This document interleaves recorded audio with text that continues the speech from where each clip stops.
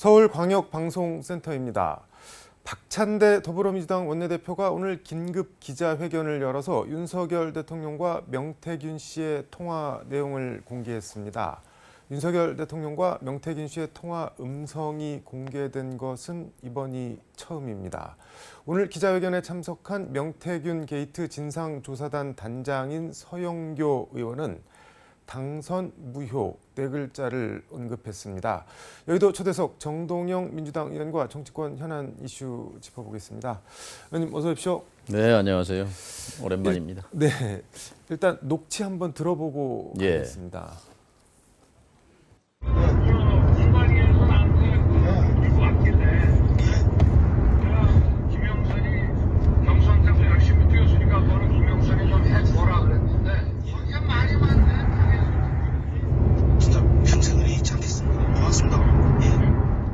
네, 그리고 이 대화에서 명태균 씨는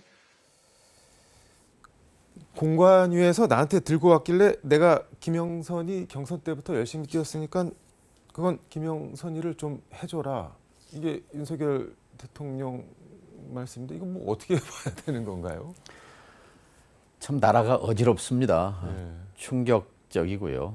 그다음에 5월 9일이면 네. 그 녹음이 이제 10일 날 0시부터 대통령이잖아요. 취임식을 대통령 했죠. 네. 취임식 전날인데. 네.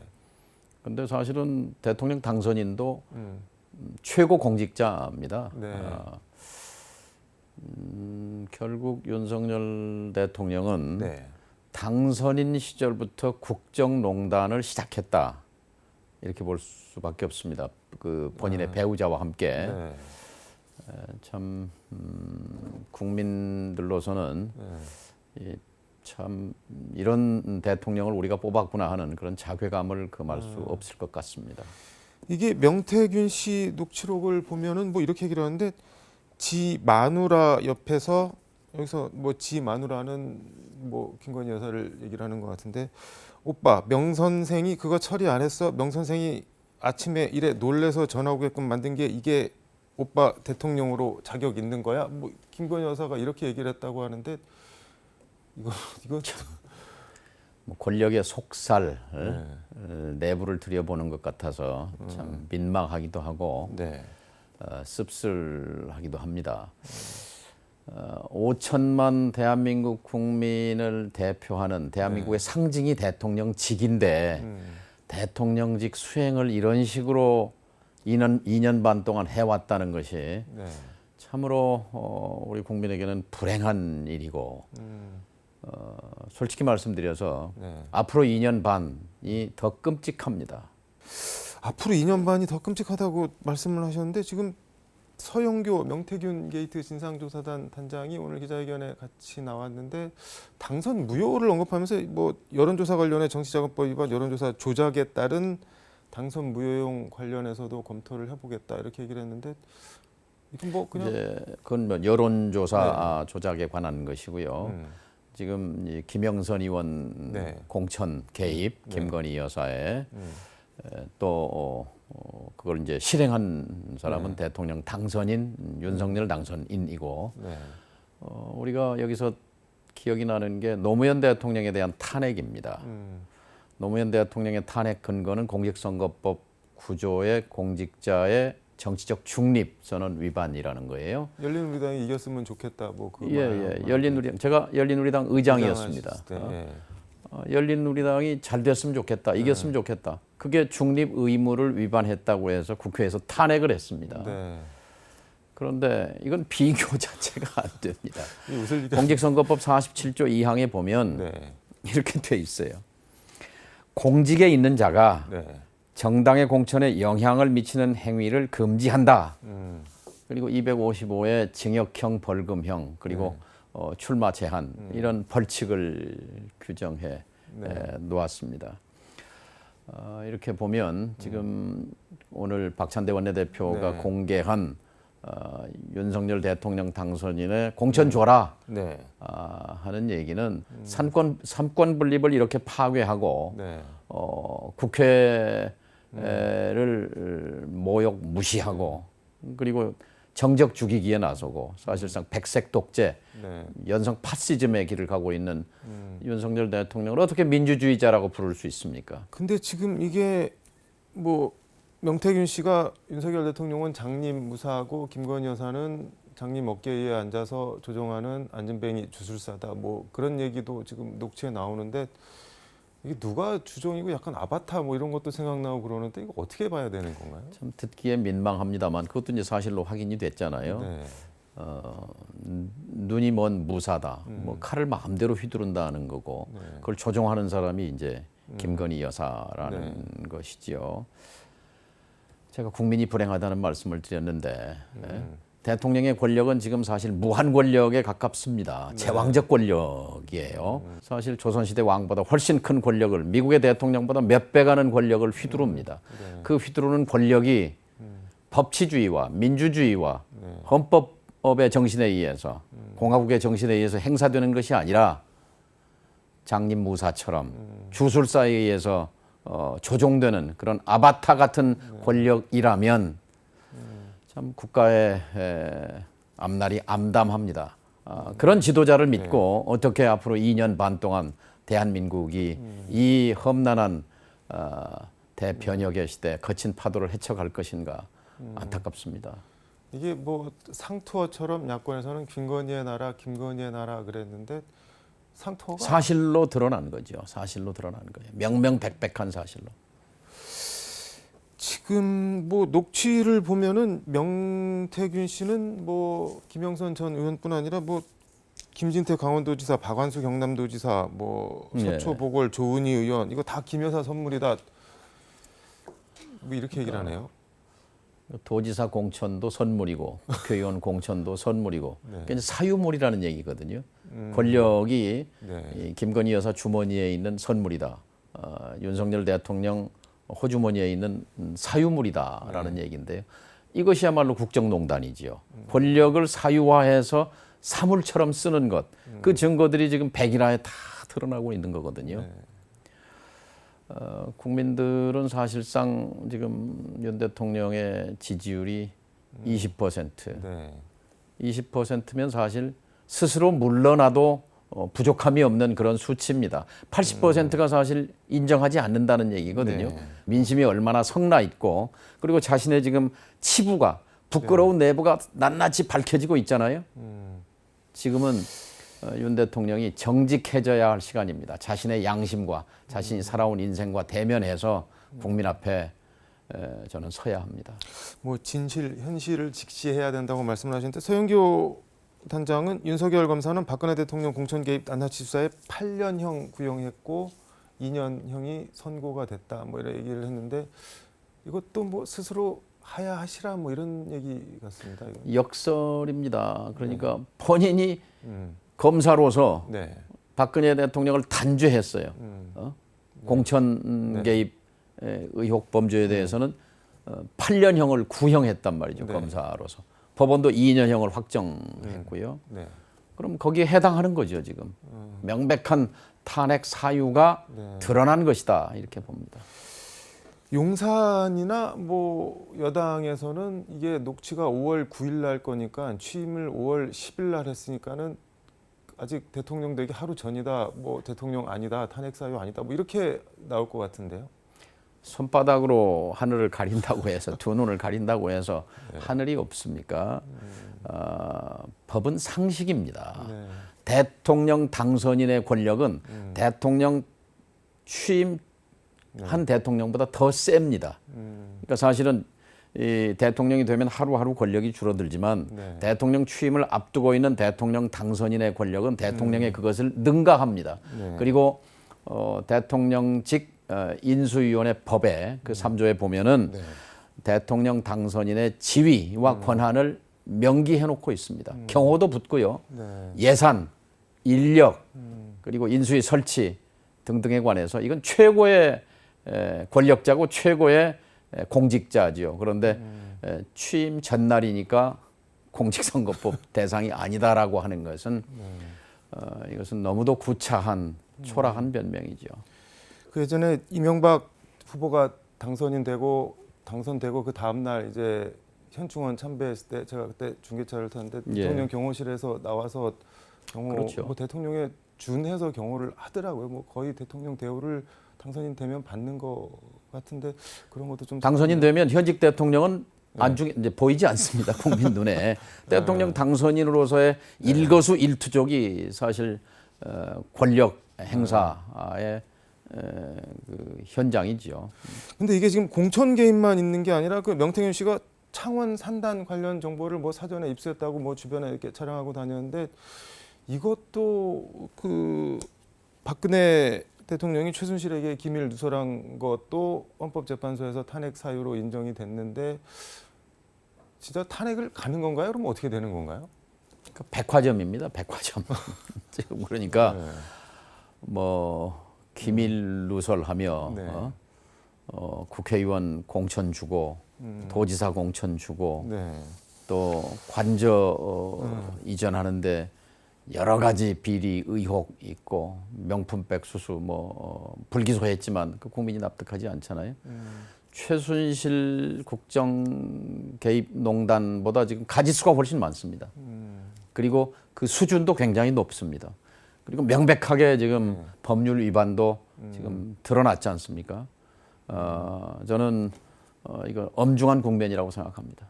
엄중하다는 거는 실제로 탄핵을 갈 수도 있다는 말씀인 건가요? 그렇습니다. 근데 저는 개인적으로 궁금한 게 이 녹취를 이게 명태균 씨가 줬을 리는 만무하고 이게 어디서 입수를 했을까요?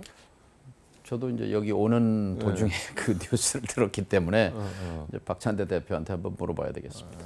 알겠습니다.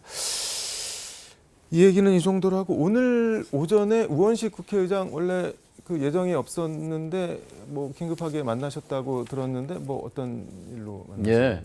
내일 모레면은 이제 미국 대선, 대통령 네. 선거가 해리스냐 트럼프냐 이제 결판이 나는데 오늘 아침까지 저 CNN 뉴스 같은데 분석한 걸 보면 트럼프로 기운 것 같은 느낌입니다. 네. 이제 그러면 다시 이 민주당 정권에서 공화당 정권, 특히 이 예측 불허의 트럼프 정권이 이제 들어서는데 네. 한반도의 운명, 우리는 안보, 네. 또 경제, 여러 가지 이 대한민국의 국익이 네. 미국 대통령이 누구냐에 따라서 출렁거리게 됩니다. 그래서 우원식 의장과 의회의 역할에 대해서 좀 얘기를 나눴습니다. 지금 국정의 사령탑인 윤석열 대통령은 네. 오로지 자기 권력 방어에만 골몰 하지 않습니까? 어떻게 하면 심지어 우크라이나 사태까지 어떻게 정략적으로 네. 접근하는 그런 인상이 짙은데 의회가 중심을 잡아야 된다. 그래서 미국 대통령 당선 직후에 여야 의원을 파견해서 의원 외교를 즉각 작동할 필요가 있다. 그리고 경우에 따라서 이제 트럼프 대통령이 된다면 네. 이제 우크라이나 전쟁은 아마 상황이 다르게 전개될 거예요. 그래서 러시아에 대한 최소한의 이 관계 관리 그런 차원에서 국회가 움직일 필요가 있다 이런 얘기를 나눴습니다. 말씀하신 대로 그 트럼프 후보는 자기가 대통령 되면은 뭐 우크라이나에 대한 뭐 무기나 장비 뭐 이런 거 지원 다 끊으면은 뭐 그냥 싫어도 종전이 될 거다 뭐 이렇게 얘기를 하는데 지금 윤석열 대통령은 지금 젤렌스키 우크라이나 대통령과 네. 통화해서 뭐 러시아와 북한의 군사적 야합을 좌시하지 않겠다 이러면서 살상 무기 지원까지도 염두에 두고 있는 것 같은데 이건 그럼 어떻게 되는 건가요? 지금? 헌법 위반입니다. 살상무기 지원 그것만으로도 왜냐하면 네. 헌법 5조에 네. 그 대한민국은 국제 평화 유지에 노력하고 침략 전쟁을 부인한다 하고 돼 있습니다. 네. 살상무기 지원은요 굉장히 위험합니다. 그리고 그런 의심을 지울 수가 없어요. 국내 정치가 어려우니까 네. 긴장을 일부러 조성하려 한다는 그런 의혹을 면키 어렵습니다. 이게 지금 저 의원님이 통일부 장관이랑 NSC 의장도 하셨는데 이게 한반도로 전쟁을 끌고 들어오는 거 아니냐 뭐 이런 얘기도 나오고 있는데 이거 어떻게 되는 건가요? 그래서 이제 인조와 선조가 생각이 납니다. 임진왜란, 병자호란. 그렇죠. 네. 지도자가 국제 정세를 잘 읽고 슬기롭게 대처했다면 임진왜란은 피할 수 있었습니다. 네. 그리고 병자호란은 자초한 거거든요. 지금도 저 송파구 삼전도에 가면은 네. 왕이 9번씩 땅바닥에 머리 찢고 항복한 네. 그 치욕의 삼전도비가 남아 있거든요. 그 역사적 교훈을 윤석열 대통령이 새겨야 합니다. 대통령의 직무 1조는요. 네. 전쟁과 평화의 두 갈림길에서 평화를 증진하고 전쟁의 가능성을 제로로 만드는 것이 대한민국 대통령의 책무 1조입니다. 그런데 이것을 지금 위반하고 있습니다. 근데 윤석열 대통령 입장에서 이렇게까지 지금 궁지에 몰렸으면은 뭐 이렇게 할 말은 아니지만 뭐 약간 뭐라도 저 도발 비슷한 게 생기면은 돌파구가 될 수도 있겠다. 뭐 이렇게 생각을 할 수도 있지 않을까요? 그것은 상상하기 어려운 정말 그거는 대한민국에 대한 죄악입니다. 그건 범죄입니다. 네. 만일 의도적으로 정권이 이 전쟁 상황을 조성한다는 것은 그건 재앙이죠. 그건 네. 있을 수 없고 그것은 국회가 아니 민주당이 중심에 서서 그런 상황은 절대 용납할 수 없습니다. 그건 앞장서야 합니다. 시간이 거의 다 돼서 요거 하나만 여쭤보겠습니다. 이진숙 방통위원장 뭐 인사청문회에서 아끼고 사랑한 후배라고 호칭을 한 게 온라인에서 화제가 됐는데 직접 대면해 보시니까 어떻던가요? 참 어떻게 윤석열 대통령은 골라도 어떻게 그런 사람들만 골라서 네. 뭐 그런 공직에 중요한 자리에 앉히는지 그게 네. 참 의문이고요. 얼마 전에 시사인에서 국가기관 10군데를 놓고 신뢰도 조사를 했는데 최악이 그건 당연히 용산 대통령실이 꼴찌고 최악이고 전혀 믿지 않는다라는 거죠. 두 번째로 믿지 않는 기관이 놀랍게도 방통위였습니다. 세 번째가 검찰이고요. 네. 그러니까 용산 방통위 검찰이 이제 3대 네. 불신 기관이 됐는데요. 여기에 철퇴를 가한 것, 제동을 건 게 그래도 사법부입니다. 10월 18일 날 서울 행정법원이 이 방통위가 합의제 기관이거든요. 5명이 모여서 하는 그런 그 행정기관인데 이거를 대통령이 임명한 두 사람이 네. 이 KBS 사장도 쫓아내고 임명하고 MBC 사장도 쫓아내려고 하고 YTN도 공영방송에서 내각하고. 민영화로 팔아넘기고 이런 중요한 결정을 무려 135건이나 해치웠어요. 이것은 이게 민주주의와 상식에 어긋난다 하고 위법이라고 네. 판결을 했거든요. 아마 이 정권으로 봐서는 가장 뼈아픈 일격을 당한 셈인데 이 판결은 상식입니다. 지난 2년 반 동안 네. 대한민국의 민주주의는 유린됐고 파괴됐습니다. 공화주의 역시 모욕당하고 파괴되고 있습니다. 네. 정말 엄중한 국면이라고 생각합니다.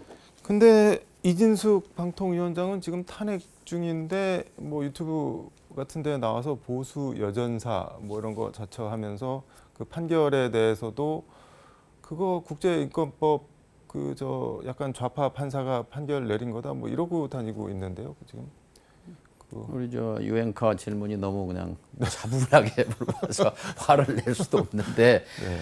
이건 말이 안 되는 얘기죠. 공직자는 네. 정치적 중립이 기본입니다. 그런데 내가 보수의 여전사다.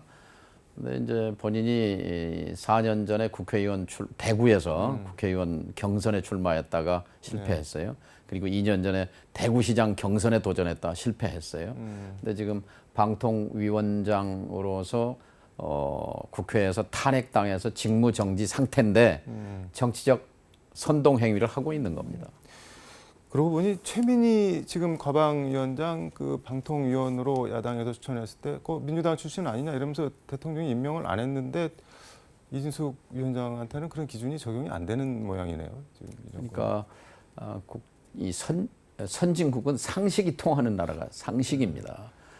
그러니까 이 지금 제일 심각한 건 상식이 무너진 거거든요. 상식. 지금 대한민국에 가장 필요한 건 상식의 회복이라고 생각합니다.